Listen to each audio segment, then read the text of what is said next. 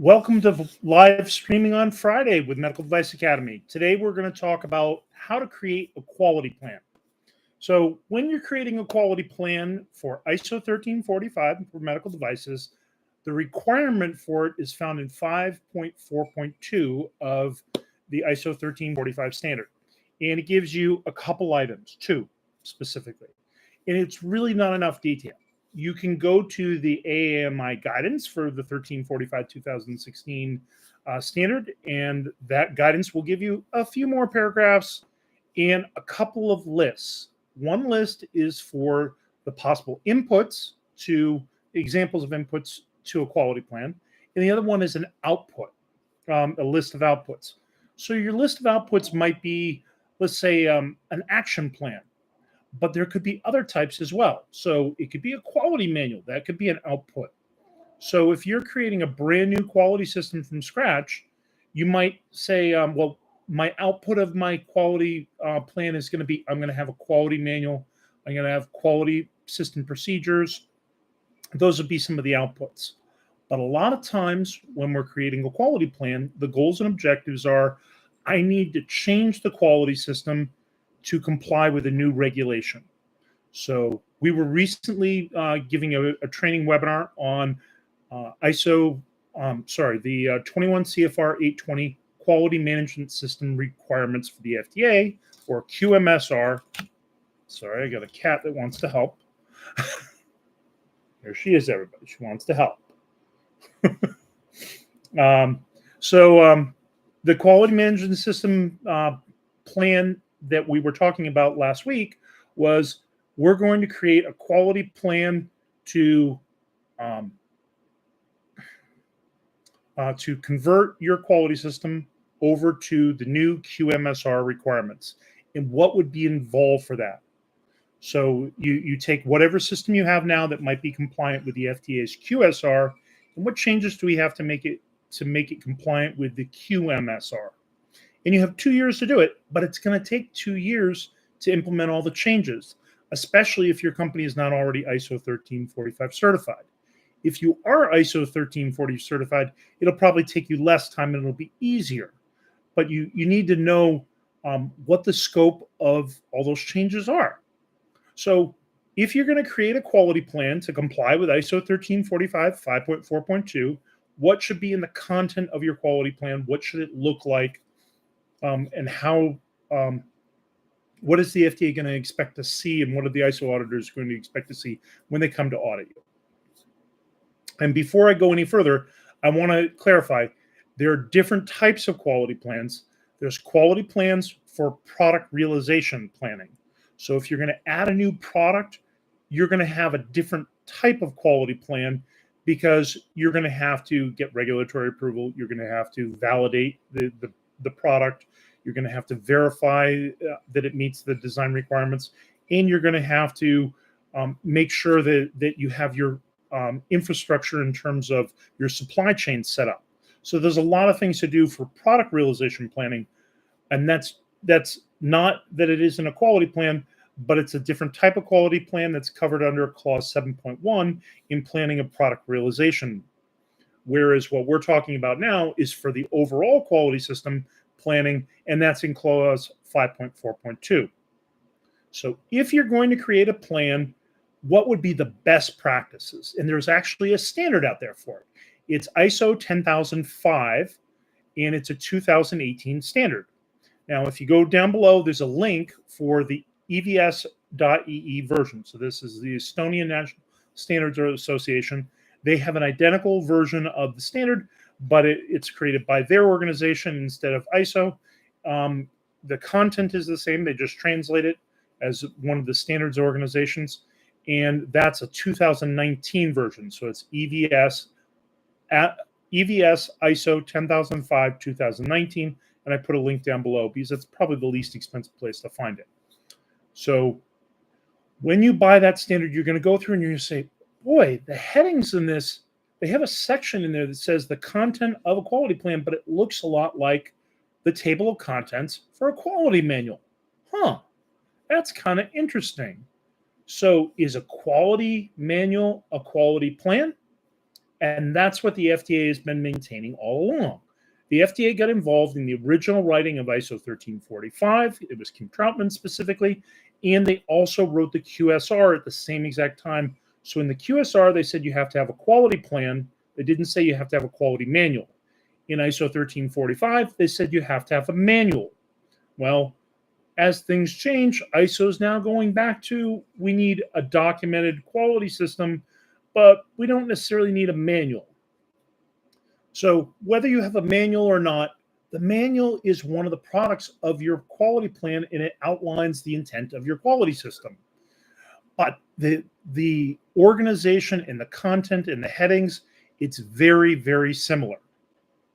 So number one, what should be, you don't have to have all the things that they have in that ISO standard. So ISO 10005, it has like 17 different requirements. You do not have to have all of them because some of them might not be applicable to your quality system. So for instance, customer related products is one of the items they have on there. Like customer property. Customer property is one of the items. That might not apply because you might not have any customer owned property. But it's one of the line items in their content list. So you'd say that's not applicable to us. It also has product production and service. You might not have service, so that might be not applicable. But the basic elements that should be in everybody's quality system plan would be a scope. What is the scope of your quality plan? What are the inputs of your quality plan?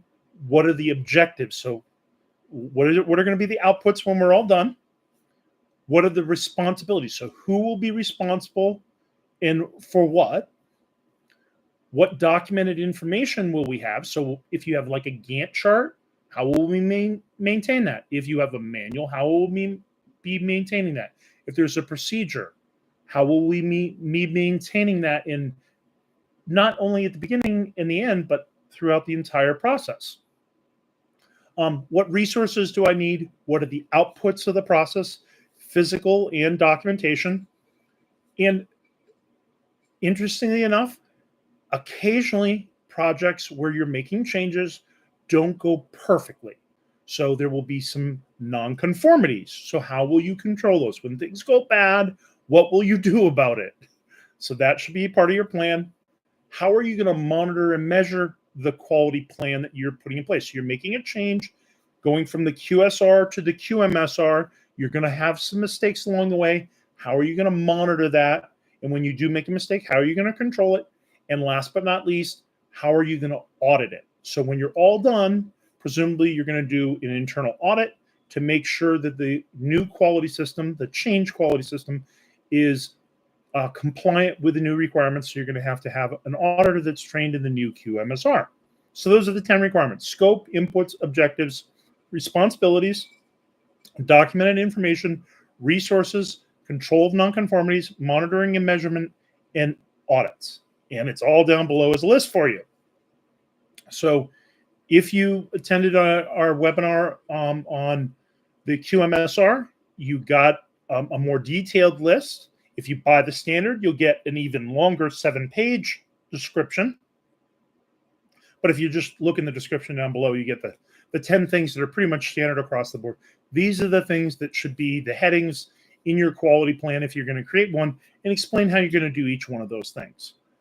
Now, this also reminds me a lot of what I came up with way back when I was a quality manager, director of quality for a company called Cass Medical Systems. We were changing our circuit board supplier from one PCBA supplier to another PCBA supplier, and we were really unhappy with the ones that we were using so far, and we needed to come up with a better one. So I adopted a process called the A3 process. So I created an A3, and so you can look up A3s online, but it's a Toyota process that they developed. The name A3 comes from the size of the paper on a big 8.5 by 11 piece of paper landscape. You would, on one side of it, you would put all the information that would be needed to execute a plan to make a change in suppliers or anything else. So in this case, we were making a change from one supplier to another supplier. So I stated the problem. And I explained what the scope is. We're going to change suppliers, try to find a better supplier to provide this PCBA. What are the inputs? Well, they have to be able to do these things, make these kinds of boards in this kind of volume and for these kind of prices.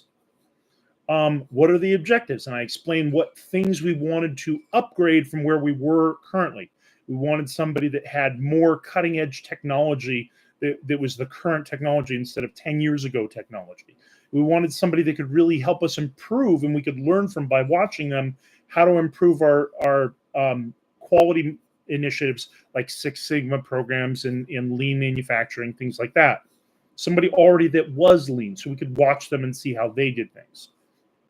We also wanted somebody that could do vendor managed inventory, so they could see that we were getting low on inventory and ship us product instead of us keep on placing purchase orders. And when we had a bad board, we wanted somebody to come to us and fix it. So those were the objectives. We identified who in our organization was responsible for helping select the vendors and what each of the person's role would be. So we had a design engineer that was designing the board. We had myself, we had the supply chain manager, we had different people on the group.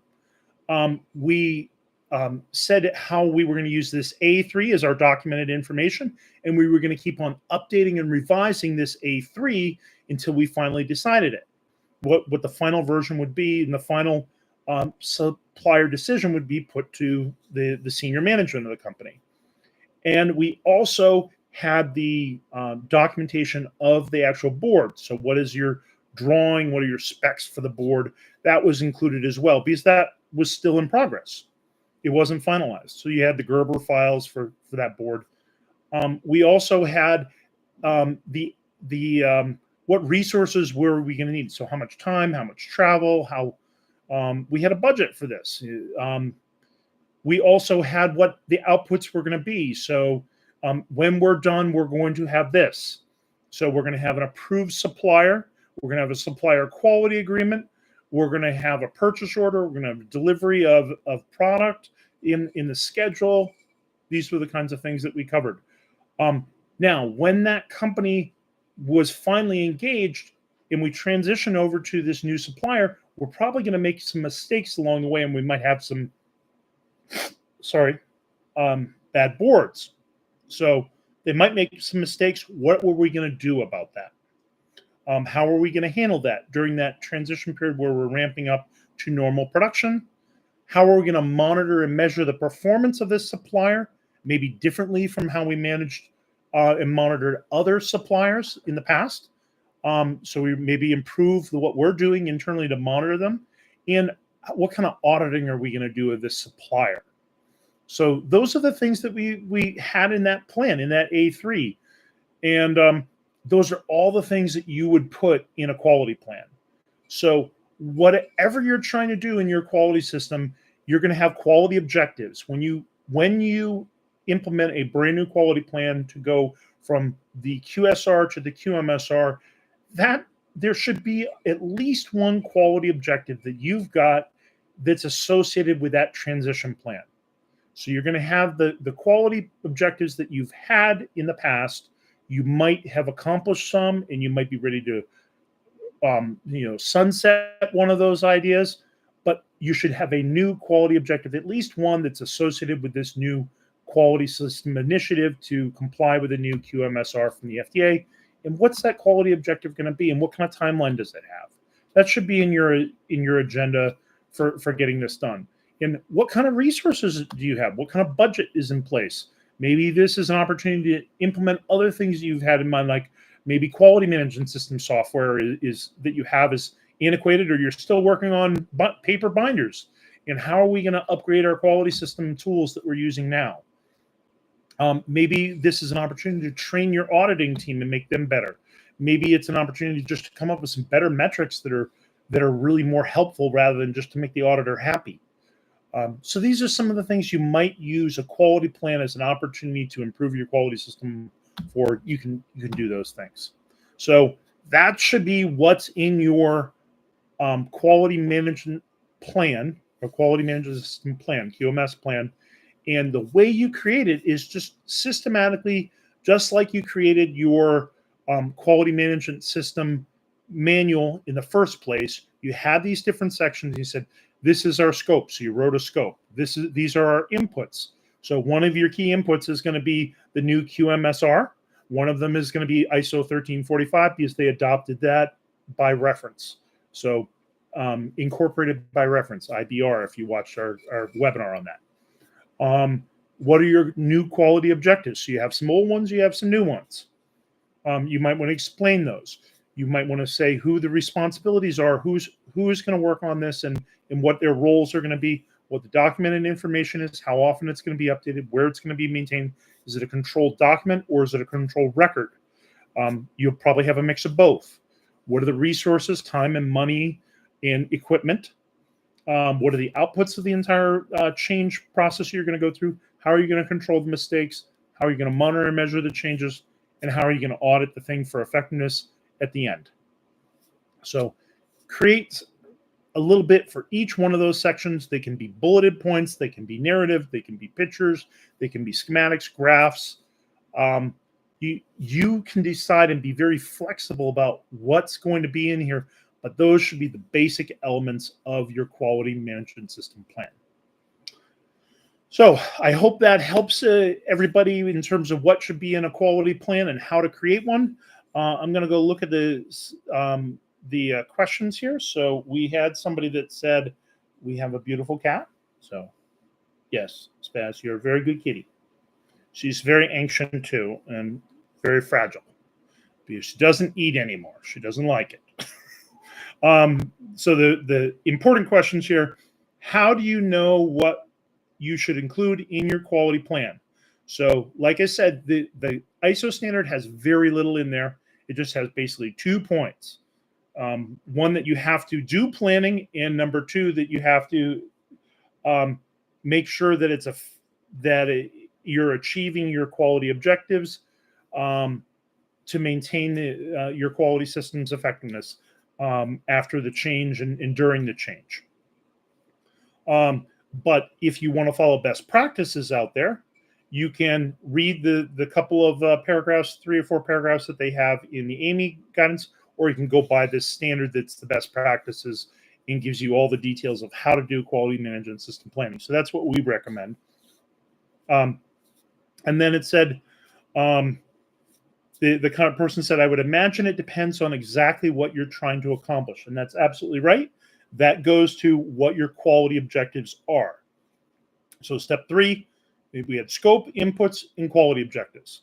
That quality objectives is the key part. Are you trying to grow your company so you can handle more capacity? Are you trying to improve quality? Are you trying to move into new markets? Are you trying to create a whole new product family? Or are you just trying to comply with a new regulation? Maybe you're just trying to make fewer mistakes. One of the manufacturing plants that I was an operations manager for, when I first inherited the place, I had just a handful of people, 5, 6 people, something like that. And I was going to take on a new product line. And I looked at it and I said, gosh, we've got all this inventory half built here as sub-assemblies. That's not good, having all this work in progress. It's hiding all the mistakes. And I said, you know what else we're having a lot of trouble with was we have people here that they're not cross-trained on the process. Each one knows certain different things, so they need to be more cross-trained so we can rotate through the jobs and people don't get tired and have carpal tunnel issues and like those. And I said, you know, one last thing, probably the most important thing for our customer is we have too many defects. So we actually had somewhere around 250 ppms of defects, parts per million defects, in that production line, which may not sound like a lot, but when you're making cars that blow up, ppms is bad. We wanted 0. So they really needed 0 kind of defects for this product. It was a fuel pump. And so we changed the manufacturing process, and we changed the layout of the line, and we changed the way we train people and all the inspection procedures. So we had a faster line that could do a lot more production in terms of capacity. We had everybody cross-trained, and we had 0 defects. And we did all that in a smaller space. So we actually took up less space in the building to make room for the new production line. We did it with less labor. We increased production and eliminated all defects. Those were some serious quality objectives. And we did it with no new equipment. We just moved around tables and reorganized the way we did things. So that was a lean manufacturing project, a Kaizen project that absolutely worked flawlessly. But it took a while, and it took the whole team to contribute. So definitely that would have been the objectives of that kind of project. But if you're doing one for converting from the QSR to QMSR, it may be more subtle, particularly if you already have ISO 1345. The differences could be quite subtle, and they could be more administrative. So product realization planning quality plans are going to look different from administrative ones. They're dealing with your quality management system as a whole. And you could also have ones like I described, where it's for a specific component. We need to find a new supplier that does a better job of this. It could be one like we want to improve our internal auditing program or our supplier auditing program. So you can do a quality plan for anything. You just need to decide what the quality objectives are for that. And ideally, they're quantitative and specific and time, have some sort of timeline in mind. Like, when are we going to do this by? Who's going to do it?